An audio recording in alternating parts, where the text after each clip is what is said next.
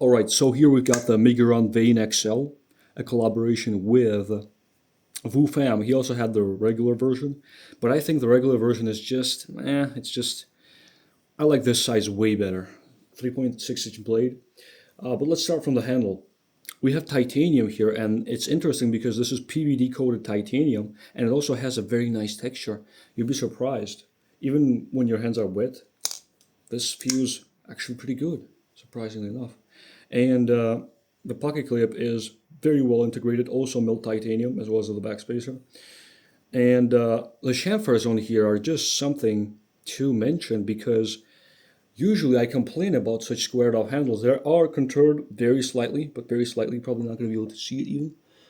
Just a tiny bit, but every tiny bit helps, especially in this case. And it's just awesome. I don't know how to explain else. It's just awesome. And the balance point, let's see, right here. Basically, let me check. Right here. Yeah, it's not a heavy knife, but you know, this being titanium and having a steel liner, even though it is a thin liner that goes a strip of it all the way down the pocket clip, it feels like it has some solid weight to it, but it wouldn't burden me personally in my pockets. Now, the thing is that I actually, believe it or not, threw this knife because it feels so good in this balance point that throwing it no spin is just awesome. But that's just a quick note. Obviously, you shouldn't throw your folding knives. It has this groove right here, which is just awesome. Ergonomically fits in great. So far, so good. Now, there's one glaring issue about this knife, and we're going to talk about it later. This fat, drop point blade is, I just love this type of blade, the AD10 kind of drop point. I love it. It's beefy, it's versatile, it's only 0.125, or yeah, 0.125 inches thick, which makes it pretty damn slicey. If I just feel it with my fingers. Now it doesn't quite feel as thin as some of my knives, but this being a titanium crossbar locking beefy knife, I kind of like the fact that it's not quite as thin as some. So we're going to measure all that once we're done with ergonomics and such. So this groove right here, they didn't leave this space just empty, and they did this thing, which is awesome. You can just do this. Now, if you put your entire finger onto it, your meat, especially since your fingers are probably bigger than mine, my knuck span is 3 inches. And so I wear small size mechanics gloves, and I can actually just bear down on this all day just fine, no problems. The blade, like I mentioned, very versatile, very nice wedge. Now let's get to the measurements. I have fixed up my caliper, so now we have it all ready to go. Let me just calibrate it real quick.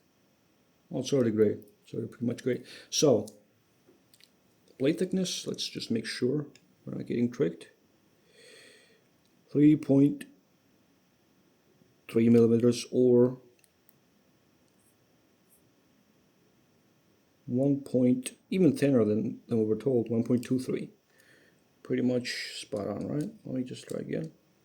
1.23, yeah. Actually, hold off.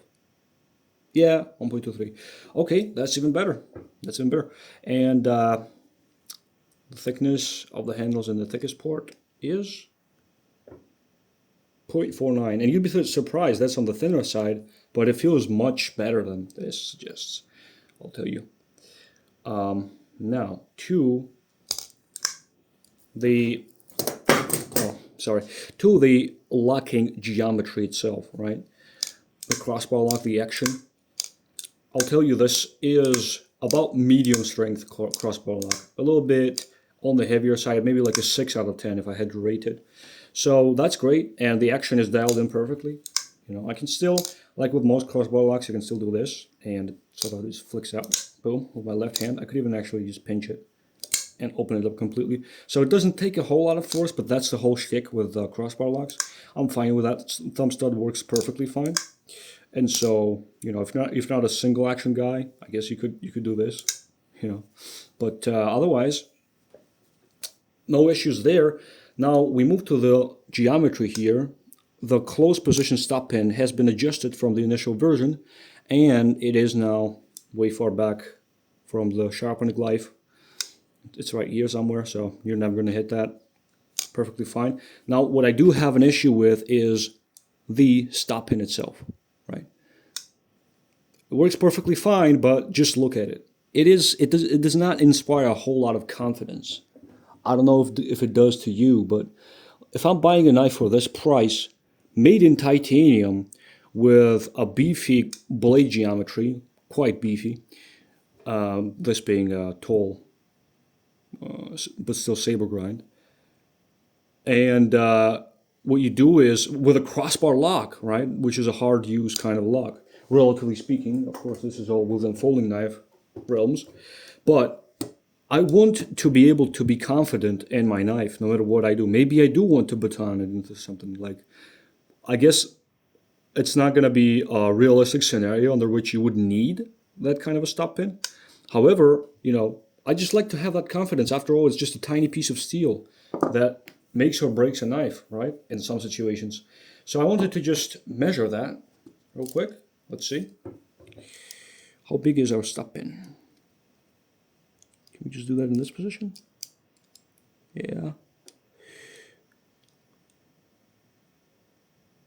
0.1065. 0.1065 inches is our open position stop pin thickness. And I have a plethora of knives here that I wanted to show you. For example, this is a standard budget knife, and it has about the same thickness of a stop pin. Let's just make sure.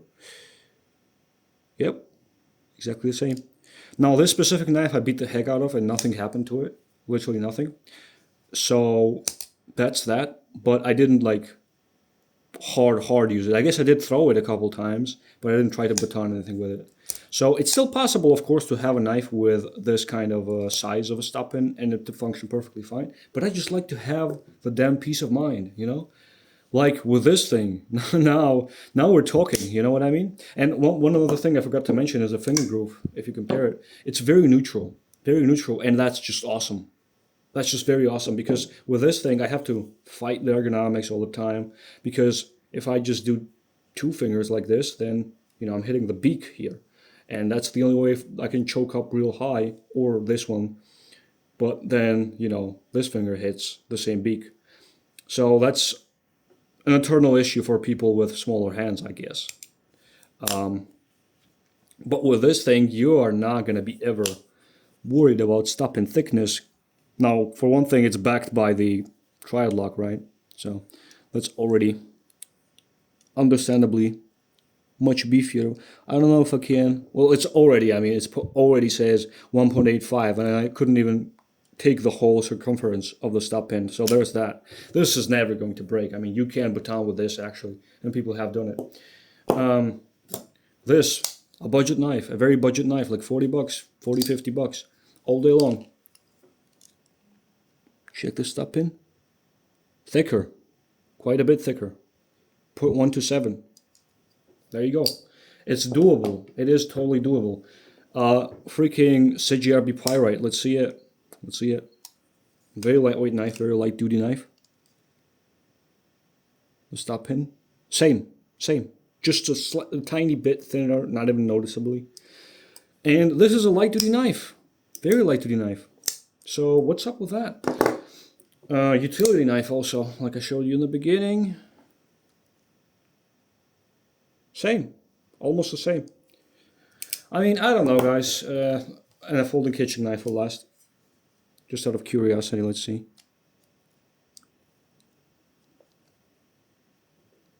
That's basically the thickest. 0.145.